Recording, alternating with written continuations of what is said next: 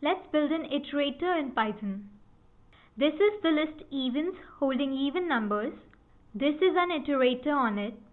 We can keep getting the next item in the iterator with the next function.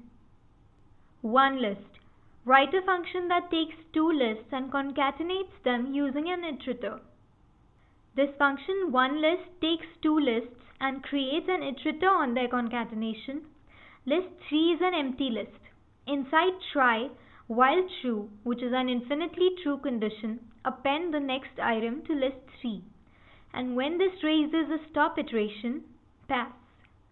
Then return list 3. These two lists become one, and so do these two of unequal lengths. Sort nums. Write a function that takes in a list holding only integers and strings and returns the list with the integers sorted without disturbing the positions of the strings. This function takes a list of items. It creates an iterator on the sorted version of this list considering only numbers. For each item in items, append it to a list if it's an alphabetical character, else append the next number to it, then return this list.